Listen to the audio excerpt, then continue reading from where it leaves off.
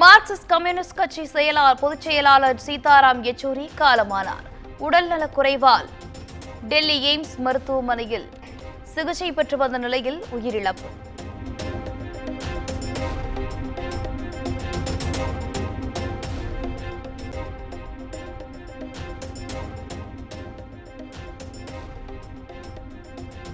மாணவர் தலைவராக எம்பியாக தேசிய அரசியலில் தனித்துவம் மிக்க சித்தாந்தவாதியாக திகழ்ந்தவர் சீதாராம் யெச்சூரி. குடியரசுத் தலைவர் திரௌபதி முர்மு எக்ஸ் தளத்தில் இரங்கல்.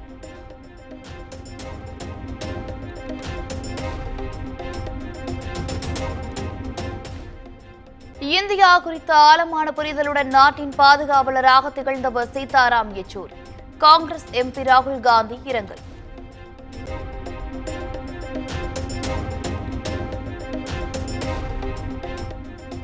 இந்திய அரசியலின் தலைசிறந்த ஆளுமையான சீதாராம் யெச்சூரி மறைவு அதிர்ச்சி அளிப்பதாக முதலமைச்சர் மு.க. ஸ்டாலின் புகழஞ்சலி. சீதாராம் குடும்பத்தினருக்கு இதயபூர்வ இரங்கலை தெரிவிப்பதாக ஆளுநர் ஆர்.என். ரவி எக்ஸ் தளத்தில் பதிவு.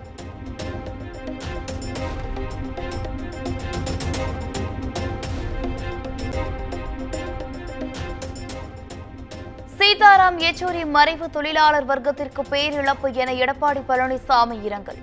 இந்தியாவின் மிக சிறந்த மாணவர் தலைவர்களில் ஒருவர் யெச்சூரி என ராமதாஸ் அறிக்கை.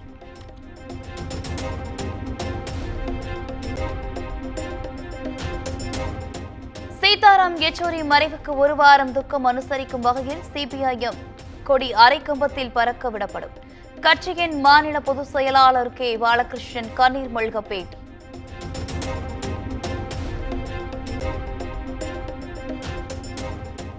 சீதாராம் யெச்சூரியின் மரணம் இந்தியா எதிர்க்கட்சி கூட்டணிக்கு பேரிழப்பு என ஆர்.எஸ். பாரதி இரங்கல்.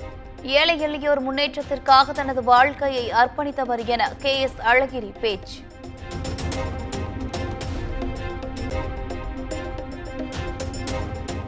வாழ்க்கையையே தொழிலாளர் முன்னேற்றத்திற்காக அர்ப்பணித்தவர் சீதாராம் யெச்சூரி என ஜெயக்குமார் புகழார். வழி மாறாமல் தனது சிந்தனையில் நேர்கொண்ட பார்வையுடன் போராடியவர் என விஜயதரணி இரங்கல்.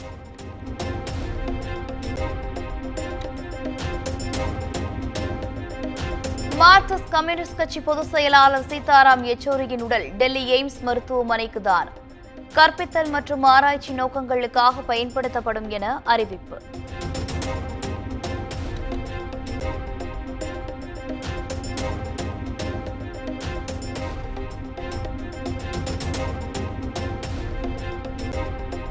விசிகாவின் மதுவிலக்கு மாநாடு மதுவுக்கு முடிவு கட்டுவது போல் தெரியவில்லை.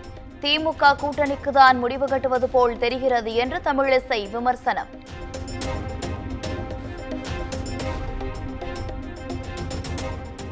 முதலமைச்சர் மு.க. ஸ்டாலினுக்கு டாஸ்மாக் மதுபான கடைகள் இயங்குவதில் எல்லளவும் விருப்பம் இல்லை.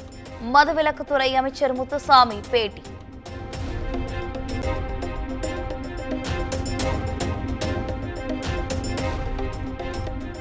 அமைச்சர் உதயநிதி அனைத்து மாவட்டத்திற்கும் சென்று வளர்ச்சி கூட்டத்தில் கதாநாயகனாக ஆய்வு செய்ய யார் உரிமை கொடுத்தது?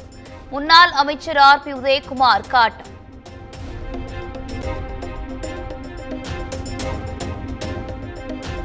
செந்தில் பாலாஜிக்கு எதிரான மோசடி வழக்கில் வழக்கு தொடர அனுமதி கிடைக்கவில்லை என தொடர்ந்து எத்தனை முறை அவகாசம் கேட்பீர்கள்? அரசு வழக்கறிஞர்களுக்கு சிறப்பு நீதிமன்றம் கேள்வி.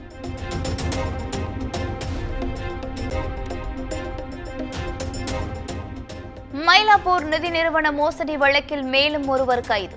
இதுவரை 3000த்திற்கும் மேற்பட்டோர் புகார் அளித்துள்ளதாக பொருளாதார குற்றப்பிரிவு போலீசார் தகவல்.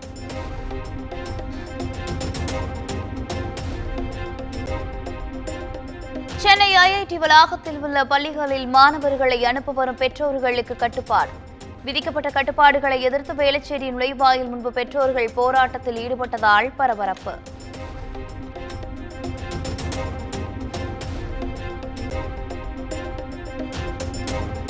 தமிழ்நாட்டிற்கு அக்டோபர் மாதத்திற்கான 20 டிஎம்சி தண்ணீரை திறக்க வேண்டும்.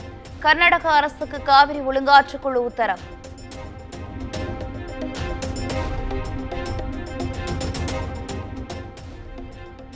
வேலூர் சிறையில் உள்ள ஆயுள் தண்டனை கைதியை வீட்டு வேலைக்கு பயன்படுத்தி கொடுமைப்படுத்திய விவகாரம். வேலூர் மத்திய சிறை கூடுதல் கண்காணிப்பாளர் அப்துல் ரஹ்மான் சென்னை புழல் சிறைக்கு பணியிட மாற்றம்.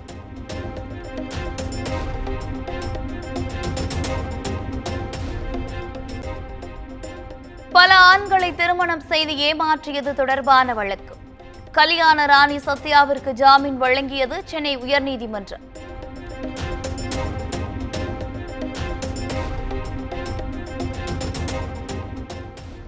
கிருஷ்ணகிரியில் போலி என்சிசி முகாம் நடத்தி மாணவிகளுக்கு பாலியல் தொல்லை அளிக்கப்பட்ட விவகாரம். காவல்துறையின் விசாரணை முறையாக இல்லை என சென்னை உயர்நீதிமன்றம் அதிருப்தி.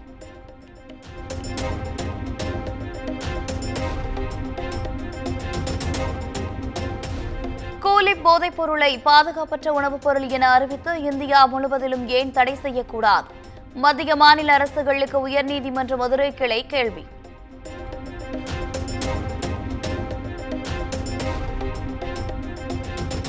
சிறை கைதியை வீட்டு பணியில் ஈடுபடுத்திய விவகாரம்.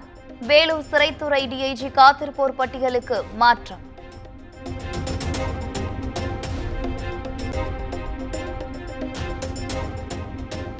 புதுச்சேரியில் விதிமுறைகளை மீறி அதிகப்படியான மாணவர்களை ஏற்றி வந்த ஆட்டோ இருசக்கர வாகனத்தின் மீது மோதி கவிழும் வீடியோ வெளியானது.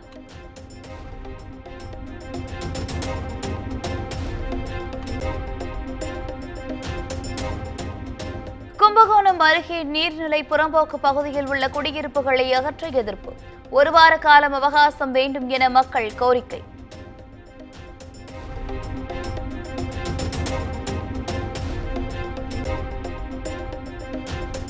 சென்னை மாவட்ட முதன்மை கல்வி அலுவலர் உத்தரவின் அடிப்படையிலேயே மகாவிஷ்ணுவின் நிகழ்ச்சிக்கு அனுமதி. பள்ளி கல்வி முதன்மை செயலாளரை சந்தித்து அசோக் நகர் பள்ளியின் முன்னாள் தலைமை ஆசிரியை தமிழரசி விளக்கம்.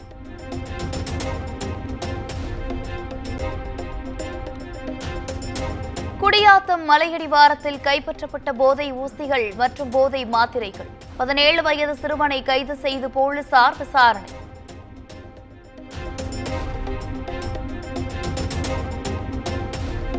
இடதுசாரிகளை வழிநடத்தும் ஒளியாக திகழ்ந்தார் சீதாராம் யெச்சூரி. அவர் ஒரு நல்ல நாடாளுமன்றவாதியாக இருந்ததாகவும் பிரதமர் மோடி புகழஞ்சலி.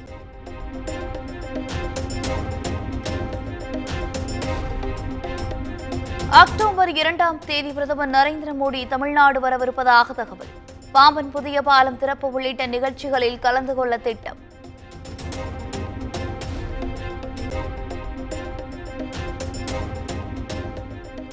பாராலிம்பிக்கில் பதக்கங்களை குவித்து நாடு திரும்பிய வீரர்களுடன் பிரதமர் மோடி சந்திப்பு.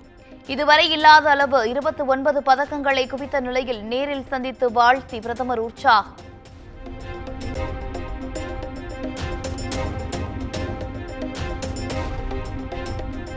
ஆதார் அட்டையை புதுப்பிப்பதற்கான கால அவகாசம் டிசம்பர் 14ஆம் தேதி வரை நீட்டிப்பு. கட்டணமின்றி புதுப்பித்துக் கொள்ளலாம் என ஆதார் ஆணையம் அறிவிப்பு.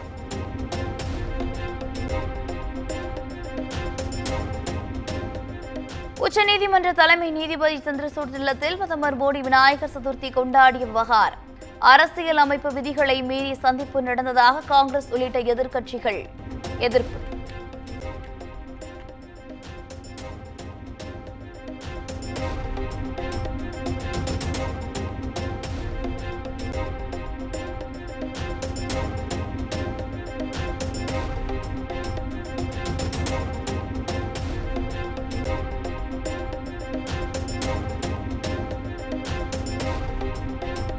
சித்தராமையா தலைமையில் மத்திய அரசின் நியாயமற்ற வரி பகிர்வை எதிர்த்து பெங்களூருவில் மாநாடு.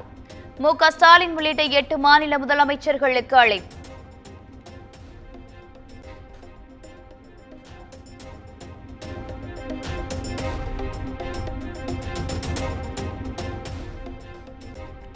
டெல்லி முதலமைச்சர் அரவிந்த் கெஜ்ரிவால் வழக்குகளில் நாளை தீர்ப்பளிக்க உள்ளது உச்சநீதிமன்றம். சிபிஐயில் கைது செய்யப்பட்ட டெல்லி உயர்நீதிமன்ற உத்தரவை எதிர்த்தும் ஜாமீன் கோரியும் தாக்கல் செய்யப்பட்ட மனுக்கள்.